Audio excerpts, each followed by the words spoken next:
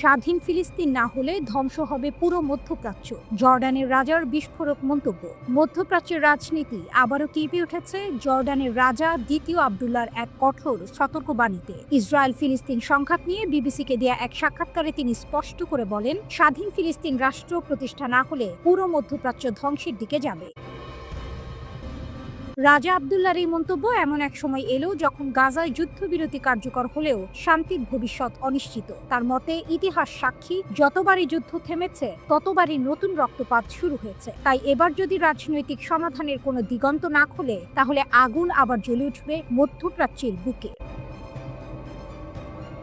নেতানিয়াহুর কথায় বিশ্বাস নেই। সাক্ষাৎকারে তিনি ইসরায়েলের প্রধানমন্ত্রী বেনিয়ামিন নেতানিয়াহুকে সরাসরি আক্রমণ করে বলেন, তার কথায় কোনো বিশ্বাস নেই। তবে তিনি এটাও জানান, ইসরায়েলে এমন অনেক মানুষ আছেন যাদের সঙ্গে আরব দেশগুলো একসাথে কাজ করতে পারে শান্তি ফিরিয়ে আনতে। রাজা আব্দুল্লাহ বলেন, গাজা যুদ্ধবিরতি চুক্তির বিস্তারিত অংশে লুকিয়ে আছে সবচেয়ে বড় চ্যালেঞ্জ। তাই যুক্তরাষ্ট্রকে শুধু ঘোষণার স্তরে নয়, দীর্ঘমেয়াদে এই প্রক্রিয়ায় সম্পৃক্ত থাকতে হবে। কারণ এই অঞ্চলের শান্তি কেবল তখনই সম্ভব যখন ফিলিস্তিনিদের জন্য একটি স্বাধীন রাষ্ট্র প্রতিষ্ঠা করা হবে। এক শতাব্দীর সংগ্রাম। রাজা স্মরণ করিয়ে দেন, গাজার মানুষ গত 100 বছর ধরে স্বাধীন ফিলিস্তিন রাষ্ট্রের জন্য লড়ছে। এই লড়াইয়ে প্রাণ হারিয়েছে হাজার হাজার মানুষ, হারিয়েছে প্রজন্মের পর প্রজন্ম। 2023 সালের 7 অক্টোবর গাজায় ইসরায়েলি আগ্রাসন শুরুর পর থেকে বিশ্ব নেতারা শান্তি ফেরাতে সক্রিয় হয়ে ওঠেন। সেই প্রচেষ্টার গতি বাড়ে গত সেপ্টেম্বরে জাতিসংঘের সাধারণ পরিষদ অধিবেশনের পর, যখন বিশ্বের কয়েকটি শক্তিধর দেশ আনুষ্ঠানিকভাবে ফিলিস্তিনকে স্বাধীন রাষ্ট্র হিসেবে স্বীকৃতি দেয়। ট্রাম্প প্রস্তাবে পট পরিবর্তন। একই সঙ্গে মধ্যপ্রাচ্যের কূটনৈতিক অঙ্গনে আলোড়ন তোলে সাবেক মার্কিন প্রেসিডেন্ট ডোনাল্ড ট্রাম্পের 20 দফা যুদ্ধবিরতি প্রস্তাব। মার্কিন চাপের মুখে শেষ পর্যন্ত ইসরায়েলের প্রধানমন্ত্রী বেনিয়ামিন নেতানিয়াহু সেই প্রস্তাবে সম্মতি জানান। এরপর আরব বিশ্বের প্রতিনিধিরা ইসরায়েল ও ফিলিস্তিনি গোষ্ঠীগুলোর সঙ্গে বৈঠকে বসেন। এক পর্যায়ে ফিলিস্তিনের স্বাধীনতাকামী গোষ্ঠীরাও যুদ্ধবিরতির প্রস্তাব মেনে নেয়। শান্তির আলো নাকি নতুন ঝড়ের আগে নীরবতা? গত 10 অক্টোবর থেকে গাজায় কার্যকর হয়েছে যুদ্ধবিরতি। এখন পর্যন্ত বড় কোনো সংঘাত ছাড়াই বন্দি বিনিময় চলছে। তবে রাজা আব্দুল্লাহর মতে, এই নীরবতা হয়তো শান্তি নয়, বরং নতুন ঝড়ের আগের নীরবতা। তিনি বলেন, আমরা যদি এবার ব্যর্থ হই তবে আর কোনো সুযোগ থাকবে না। পুরো মধ্যপ্রাচ্য ডুবে যাবে ধ্বংসের সাগরে। একটি অঞ্চলের ভাগ্য এখন নির্ভর করছে এক প্রশ্নের উপর, স্বাধীন ফিলিস্তিন কি অবশেষে বাস্তব হবে, নাকি ইতিহাসের আরেকটি রক্তাক্ত অধ্যায়ই আবার শুরু হবে?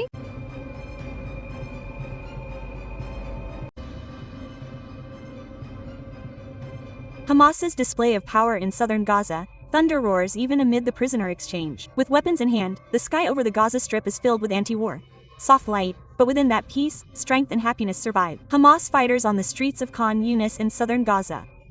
With rifles in hand, masks on their faces, fire in their eyes, they announce that they will not give up their weapons because this weapon is our dignity, this weapon is our survival. This scene is like a dramatic message, not only for Israel but also for Trump. The prisoner exchange is part of the first step of the peace plan he talked about.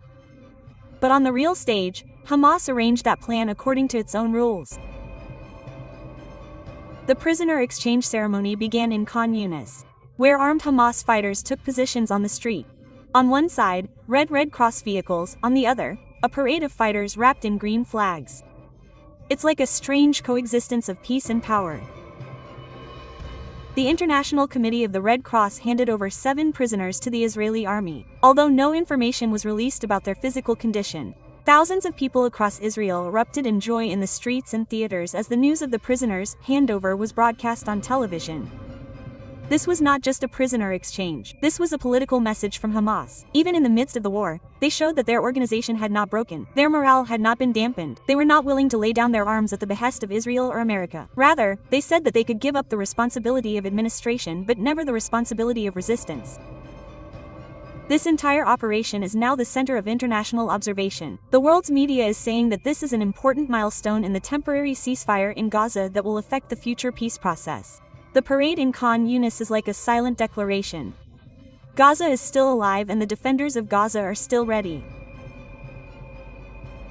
Hamas says their goal is to prevent a security vacuum and looting in Gaza and to stop anarchy.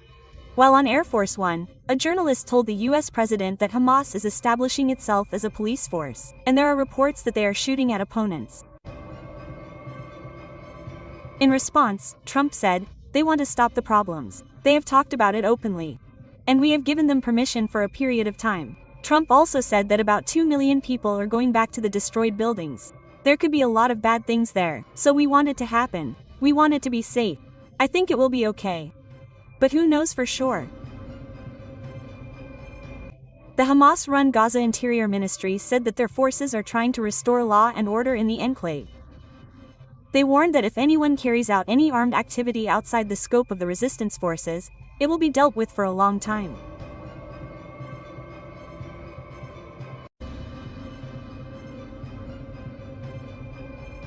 Arab betrayal with Gaza. 6 Arab states have secretly joined hands with Israel. Although they publicly condemn Israel, a group of Arab countries are working with Israel behind the scenes. Such explosive information was published by the US-based Washington Post. The US report, published on October 11, cited leaked government documents, saying that 6 Arab states led by the US participated in a secret military alliance with Israel during the Gaza war. Behind the scenes, the Washington Post reported that Qatar, Saudi Arabia, the United Arab Emirates, Egypt, Jordan and Bahrain, these 6 Arab states are members of that network. Their military officials regularly met with Israeli representatives. That too in the US military's own backyard. The report also said that this program was called the Regional Security Construct or Regional Security Construction. It was run by the US Central Command CENTCO. But the question is, who is this alliance against? This alliance was not created to protect the people of Gaza, but to confront Iran and its allies. Secret military training. The Haswa documents showed that Israeli and Arab officials had been holding secret meetings at the US base since 2022. There, they were seen participating in training activities such as joint air defense systems, intelligence sharing and tunnel warfare. Even Saudi and Qatari officials have reportedly provided Israel with intelligence on the movements of Iranian-backed groups. More surprising information is that US records confirm that Arab and Israeli soldiers were trained together to detect Hamas tunnel warfare tactics. Openly disagreeing, secretly supporting is the biggest twist. Despite this cooperation, Israel launched an airstrike targeting Hamas leaders in Doha, the capital of Qatar, on September 9. After that, the US administration forced Israeli Prime Minister Benjamin Netanyahu to apologize to Qatar and promise not to carry out such attacks in the future. However, relations were not severed, but rather, the information that has been released says that another secret meeting was held at the Al Udeid Air Base in Qatar in early 2024, where Israeli representatives were present. They entered through US military channels so that this secret presence would not be revealed. The alliance centered on Iran. The document also states that the main goal of this Arab-Israeli alliance was to confront Iran and its influential allies. Their focus was not on Gaza but on building a force against Iran. They even called this alliance the Axis of Evil. Some military bases in the Arab world are sounding a different tune. Secret cooperation with Israel. This revelation has created a new storm in Middle Eastern politics. This revelation raises the question of what is really hidden behind the mask of Arab unity. Betrayal? Iran's new power. Leader Netanyahu's panic or diplomatic maneuver. Tensions are rising again in the Middle East. This time, the center is Iran. The country has reportedly developed a missile that can hit up to 11,000 kilometers away. That is, this weapon is capable of reaching the east coast of the United States. Israel has been shaken as such claims spread. Prime Minister Benjamin Netanyahu has publicly stated that Iran is now capable of developing intercontinental ballistic missiles, ICBMs, which are capable of carrying nuclear bombs. The Israeli Prime Minister has described this as a great danger. In his words, "We do not want to be under the control of Iran's nuclear weapons." However, he also indicated that Israel and the United States are militarily developing a defense system that can deal with this Iranian threat. Netanyahu said that the two countries are jointly developing the world's most advanced defense technology. The goal is one, to suppress Iran's power. But the story does not stop here. International observers say that Iran is no longer alone. Earlier this year, the country signed a 20-year strategic agreement with Russia. Under that agreement, Russia will provide Iran with military and defense assistance. As part of this, Moscow is going to provide Iran with 48 state-of-the-art Su-30 fighter jets. These fighter jets are one of the most powerful in Russia. The Su-30 can hit 4 enemy targets at once. It has the ability to detect enemy fighter jets from a distance of 350 kilometers. It is considered a deadly player in air combat due to its advanced radar and electronic defense systems.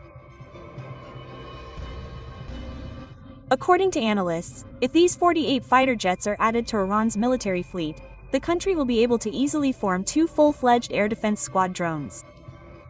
This could change the military balance in the Middle East. On the other hand, Iran is also rapidly modernizing its military under the orders of Supreme Leader Ayatollah Ali Khamenei. Iran is now one of the most powerful countries in the Middle East in missile technology, drones, radar, and cyber defense. Many say that this is preparation for a major retaliation. The military capabilities that Iran has built up over the past decade are now a permanent headache for Israel and the United States. However, the question remains, does Iran want to target the United States? Or is it just a kind of diplomatic message? According to many analysts, this announcement by Iran is mainly part of a show of force, so that Western countries give importance to Iran at the negotiating table. In any case, the scenario is now clear: Iran is emerging as a new military power in the Middle East. Israel and the United States are trying to stop him, but Tehran is moving forward with new weapons, new agreements, and new confidence every day. The message is in Putin's hands. Israel has sent a peace signal to Iran. The smoke of war has not yet disappeared in the Middle East, but a new message is coming from Tel Aviv that Israel does not want any conflict with Iran. Israel has approached Russian President Vladimir Putin to convey such a message. Putin himself gave this information at the Central Asia-Russia conference as pollution in the capital of Tajikistan increased. He said, "The Israeli leadership has asked me to tell our Iranian friends that Israel does not want to get involved in any more conflicts and wants to move towards a solution." The region was burning in the fire of war. Just 3 months ago, Iran-Israel tensions reached a peak with Israel striking airstrikes last June. The number that began on June 13 lasted for 12 consecutive days. Top Iranian military officials, scientists, and hundreds of civilians were killed in the Israeli attack. The United States joined the attack. Ignoring international law, it bombed 3 Iranian nuclear facilities. But then the situation turned around. Israel was forced to declare a unilateral ceasefire in response to Iran's counterattack. Iran could not be stopped. Now it is an attempt at peace. As a result of this war, a new message of Iran's military and diplomatic power reached the world. Iran's ballistic missile attack targeted not only Israeli bases but also US bases. Analysts say this was Iran's moment to show its power, which has alerted Israel and the Western alliance. Iran, which has close ties with Russia, is now an important member of the Moscow-Beijing-Karen axis not only in the Middle East. As a result, sending a message through Putin is being seen as a kind of diplomatic admission for Israel. A Russian analyst told the BBC that Israel understands that a direct conflict with Iran means igniting a regional fire. Therefore, they are now looking for a path to peace through Russia. Putin's diplomatic message. Putin said, "We talk with Israel on the basis of trust. They have asked us to let Iran know that they want to resolve the issue diplomatically." He added, "Concerns about Iran's nuclear program can only be resolved through diplomacy. There is no alternative." The Russian president said that Iran has already shown interest in increasing cooperation with the International Atomic Energy Agency, IAEA. Moscow recently hosted IAEA chief Rafael Grossi, where Iran also expressed a solution-oriented attitude. Iran's position is unwavering. Tehran has made it clear that its nuclear program is entirely peaceful. According to Iran, the reason for the recent tension is the breach of promises and rhetorical actions by the US and European countries. A spokesman for the Iranian Foreign Ministry said, "We do not want conflict but are ready to resist. There will be no compromise on our security." Quote, Israel's peace message is undoubtedly big news. But the question is, how sincere is this peace? Because just a few months ago, Israel killed Iranian scientists. It attacked nuclear facilities. Now, suddenly, peace messages. Is this a new diplomatic game, or is it really a new reality that has emerged from the fatigue of war? Either way, it is certain that Iran's power has reached a point where even Tel Aviv now has to speak in the language of peace.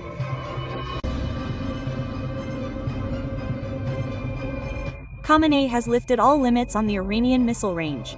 Israel is crying over Tehran's decision. Iran has once again shown that no one has a hand in their defense decisions.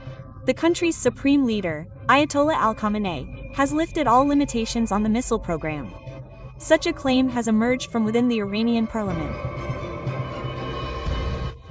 The international media outlet Iran International reported that Ahmad Bakhshade Ardestani, a member of the National Security Committee of the Iranian parliament, told a local news outlet that Iran has improved its missile program and will improve it as much as it deems necessary. According to his claim, earlier Khamenei had ordered the missile range to be limited to 2,200 kilometers. But now that limit has been lifted. This means that Iran's missiles can now target not only the Middle East but also Europe.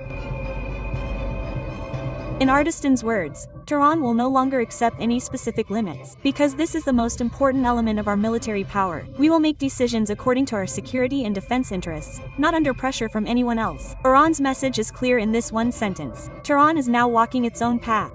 No one else can stop that path. However, Tehran has not officially confirmed the matter yet. But political analysts say that if this decision is true, it is the beginning of a historic change in Iran's defense policy.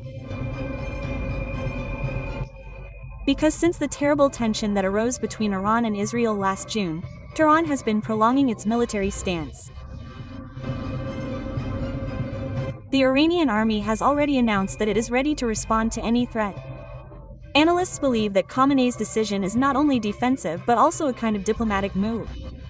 It is as if telling America and Israel that we will not stop. Our sky will now touch the Earth's boundaries. Meanwhile, Iranian Foreign Minister Abbas Araghchi has accused Israel of spreading false propaganda about Iran's intercontinental ballistic missiles to confuse Washington. He said, "Tehran's goal is not defensive aggression, but if someone crosses our borders, we will not remain silent." This situation has become a symbol of Iran's confidence. The country that was once silenced by international sanctions has today created the ability to destroy enemies thousands of kilometers away with its own technology, science, and land power. According to analysts, this decision could change the balance of power in the Middle East.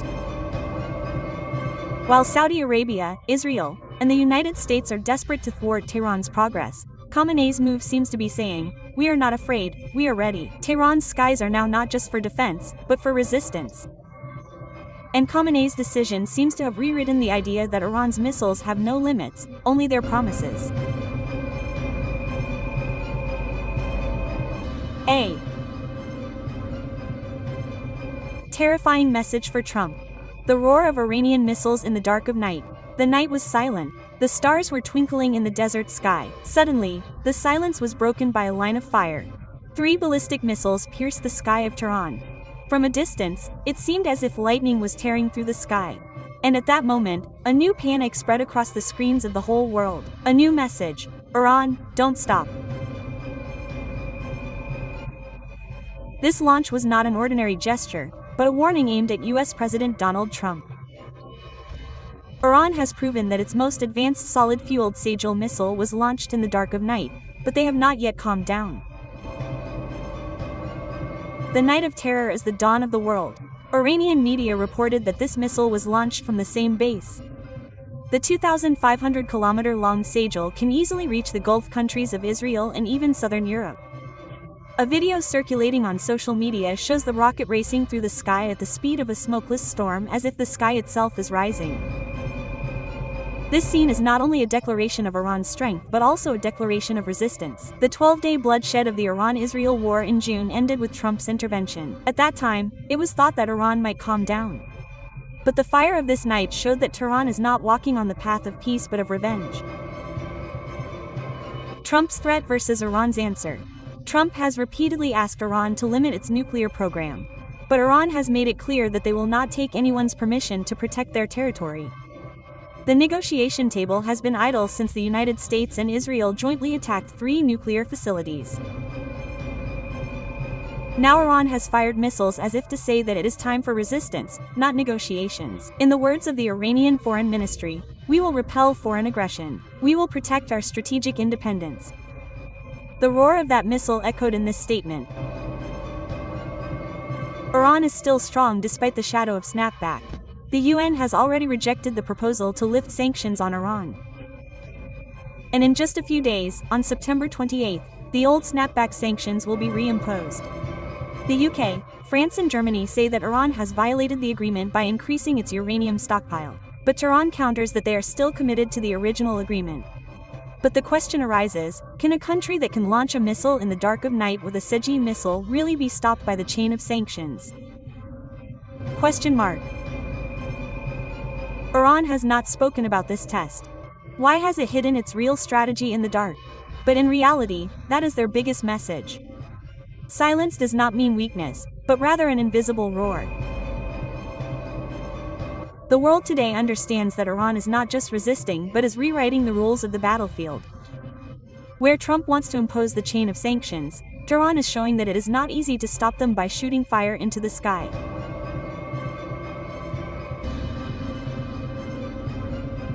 Khorramshahr, 8 years old. Iran on the way from regional defense to global power.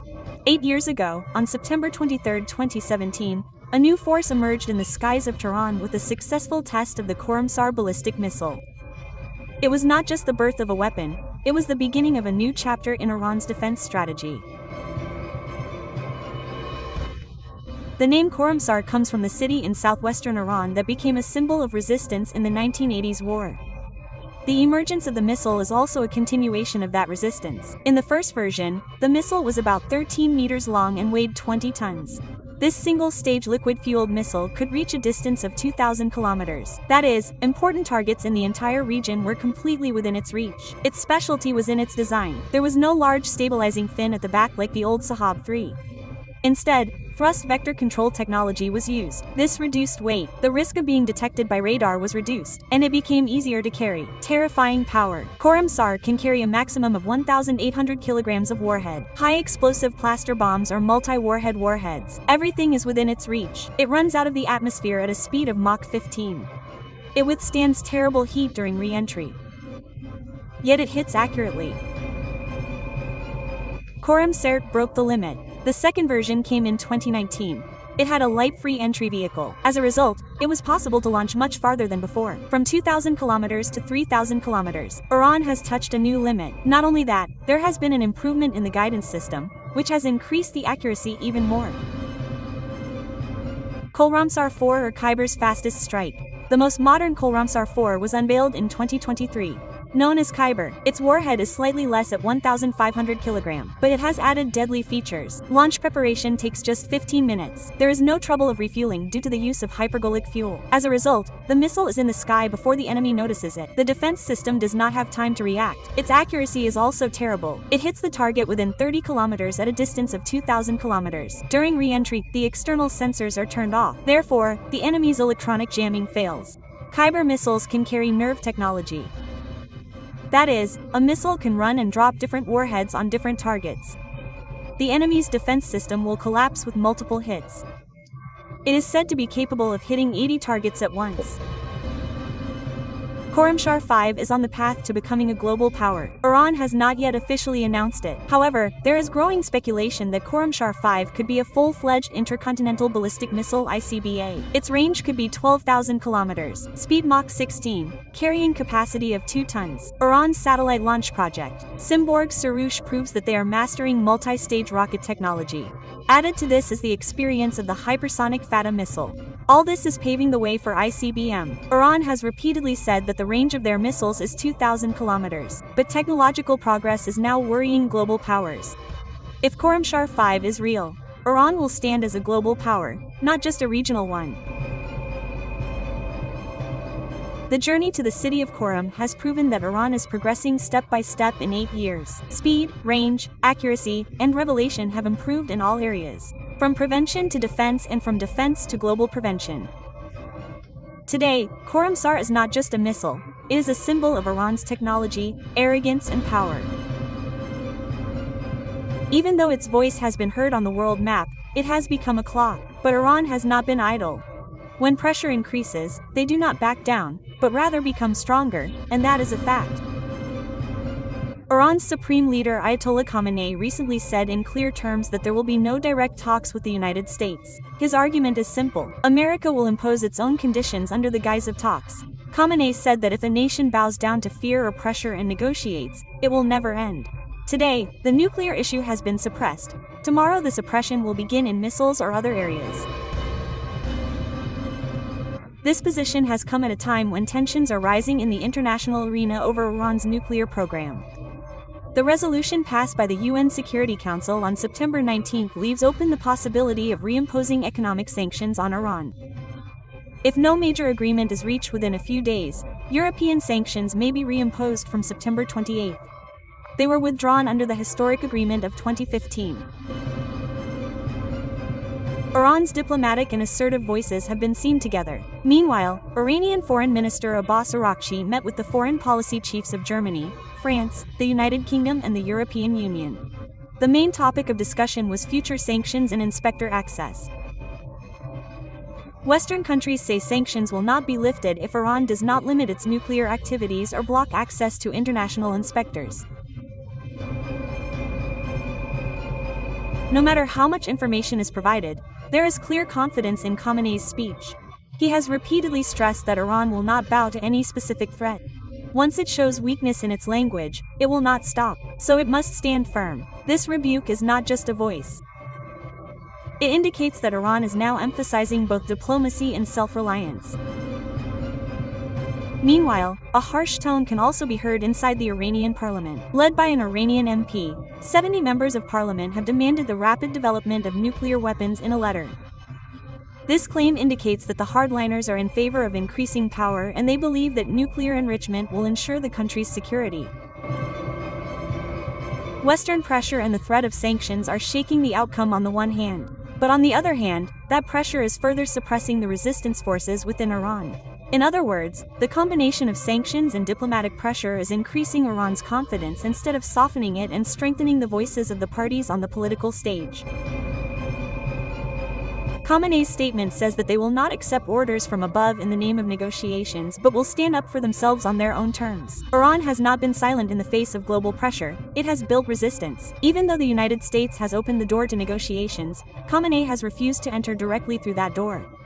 Those who think that Iran will bow if pressure increases are now facing the biggest opposite result.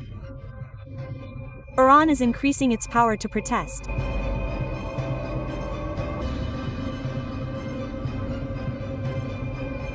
America is preparing for war. U.S. Secretary of War Pete Hegseth has ordered an emergency meeting.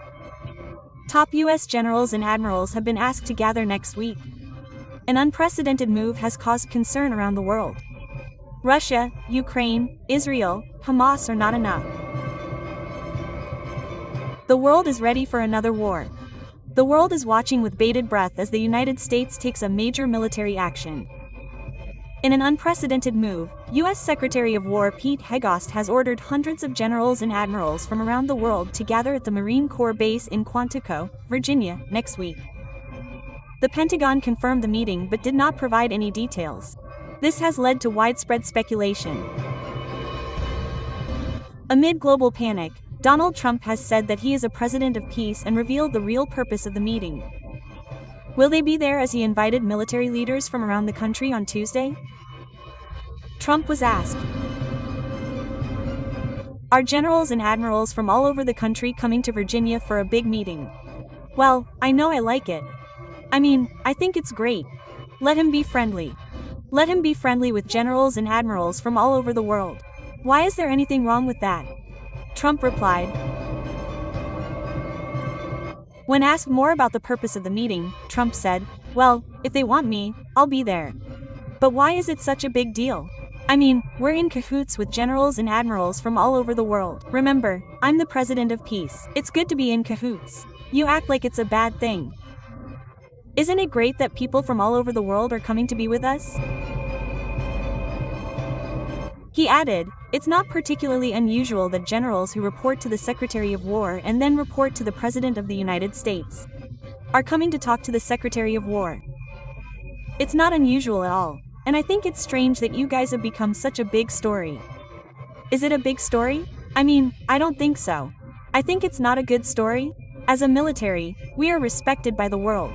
I rebuilt the military in my first term, although we gave some of it to Afghanistan. But I rebuilt the military and we are very respected. We have the strongest military in the world. Without question, we have the best equipment in the world. We're selling equipment to other countries and a lot of the generals are here and want to see it. They'll also visit equipment sites, talk about new weapons, etc. I think it's great when generals and top people want to come to the United States to be with us. That's what's called the Secretary of War now. Does everyone like that name? I do. This huge gathering is being held because of Hegost's conflict with the Pentagon. Since taking office, Hegost has launched a massive reform campaign to remove key leadership in the Pentagon.